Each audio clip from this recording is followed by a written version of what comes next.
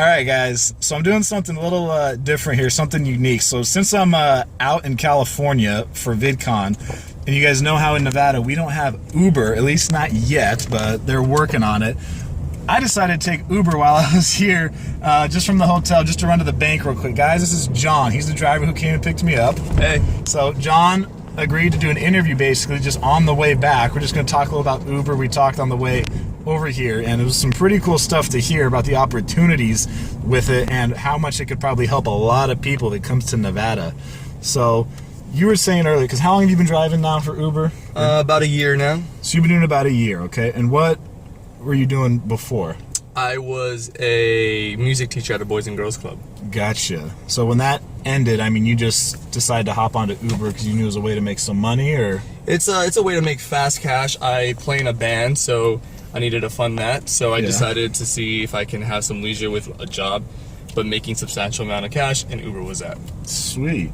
And so with Uber, you're a contractor, right? Yes. So when it comes to, these rides, I mean, you get to expense, what, your gas, my gas, the maintenance. The maintenance on your car, car washes. And then when you work, are you just doing as many hours as you want in a day, or? As much as I want to put in. If I want to hustle, I can work 12 to 16. If I don't, and I want to lounge around, then 2. 2 to 4. And this is your only income right now, yes. Right? So for a whole year, you've just been driving for Uber, and it's been more than enough to pay all your bills. Yeah, I can live substantially. I could, monetize my money correctly, and I can pay my rent and everything. Yeah, works out. So, and you got total freedom over your schedule, and you've been able to make enough money where you're doing just fine. Exactly. Jeez. Yeah. And so, this car.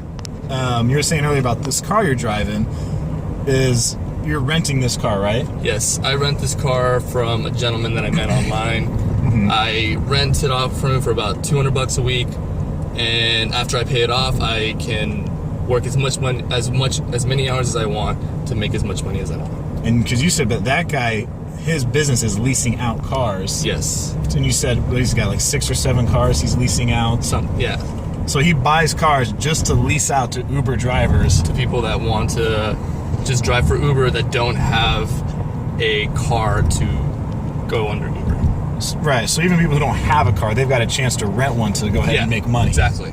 And work the hours they want and be able to pay all their bills. Exactly. Even here in Southern California, you can make enough doing it. Yeah, definitely. I mean, LA's so spread out, you have more than enough space to do it, so you just got to put the hours in, you're good to go. Gosh, well, you drive. Is there a certain time of day you like to drive? You typically drive? You just drive whenever you feel like it? I like the morning shift more because, just you can start at 6, be done by 12, do a couple of airport runs or just some long drives because everybody needs to go to work, and there's also the surge prices, and you just get a lot more done quicker. Do you think?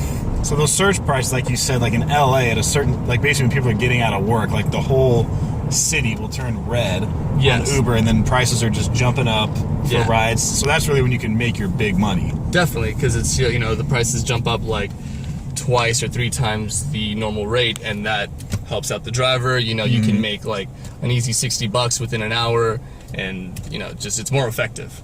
Gosh, so if you were to drive during those surge times, if you're willing to sit in that traffic and just a few hours of sitting in that kind of traffic, you could pull a good amount of money. It just really varies. It varies with the ride that you get. It varies with the surge that you're in. It just definitely varies. Gotcha. So sometimes it could be $25, but sometimes you get the luck of the draw, and it's $75. Yeah.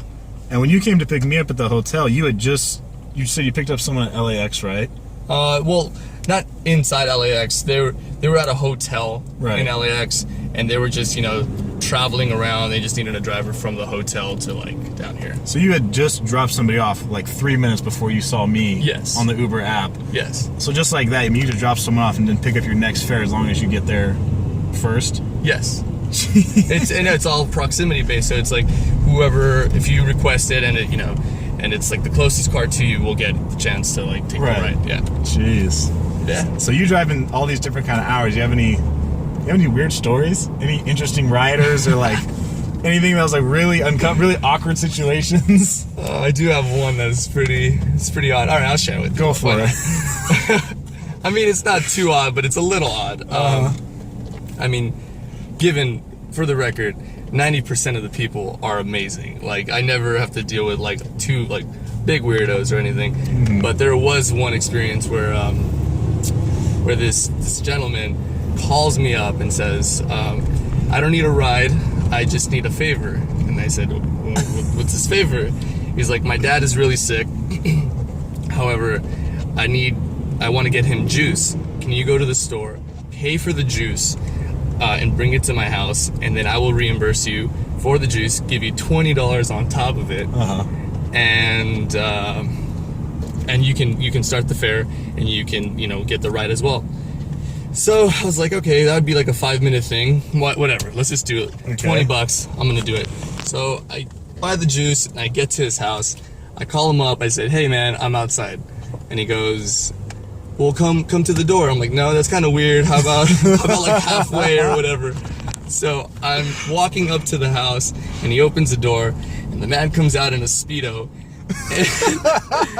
and I was a little baffled. I was, you know, kind of in a like confused phase. Like, I just didn't know what to do, and I was kind of like walking up to him and just kind of like squirming. I was like, here's your juice, man. And then he gives me the $20, but he's like answering with his like Speedo, and it's like almost naked, and I'm like, this is just the weirdest thing. I'm like, this guy's definitely not taking care of his dad. And yeah, it was just one of those weird situations. But did he follow through on what he said? Oh yeah, he totally gave me the money. Sweet. So it was a legitimate transaction, but it was just like, you don't have to be in your Speedo. It was harmless but strange. Yeah, like, that's a little odd. Like, I'm a stranger in your life, you know, like, you don't have to be in a Speedo around me. You obviously felt pretty comfortable. Yeah, it was kind of. So no, this has been cool, man. So you did a little over a year. So when you sign up for Uber, though, because you got to go through a background check, right? Yeah, you got to go through a background check, and they have to inspect the car. But since this is my car, they already inspected it. Right. Yeah. So, I mean, as long as you have a clean driving record and you don't have any felonies, you're good to go. Jeez. So, I mean, really just the process. I mean, for someone to just start, you pass the background check, you have a clean driving record, yeah, you got a valid driver's license.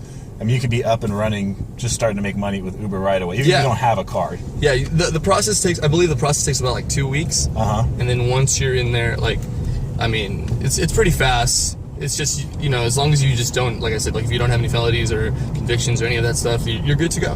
You know? It just depends on like how fast they're going to process the paperwork. Right. Yeah. But I mean, you've been doing over a year. I mean, you're happy doing this to make money. Yeah. I mean, sometimes it doesn't really feel like I have that much responsibility in like in the sense of a job or anything. Right. Because, you know, if I'm working 4 hours and it's like not the greatest day to work, I just go home, and you know, if I'm starting to feel like stressed out because of the traffic, I'm just gonna go home. You know, it really depends on your mood, and like sometimes you'll have the days where you just want to like work really hard, so like 12 hours will go by. Jeez. And then you've just done as much as you possibly can. So you got that complete freedom to just work as much as you want. And then if you have other outside projects, or if I wanted to get another job, I can do all those things and still maintain this if I wanted to. Right. Yeah. And you could have a full-time job, then do this to make extra money on the side. Yeah, if you need some extra cash, I believe it's a very fast, effective way to make extra cash. Like if you want to make like an easy $500 extra a week, Uber. It's a part-time job. Gosh. Yeah, we need that in Nevada. Yeah, definitely. So it'll change the game. Oh, it'll be great, I think. I think it'll help a lot of people be able to make money and be able to support themselves. So, definitely. Hey, John, thank you, guys. Yeah. We're getting back to the hotel here in a minute. John was totally cool about doing this. I'm glad he was. I just want to dive a little deeper into Uber, and then been talking in Vegas and in Nevada about it. So you got to hear firsthand from a driver about Uber and the benefits of it. Thank you, John. Cool. Later. Thanks, guys.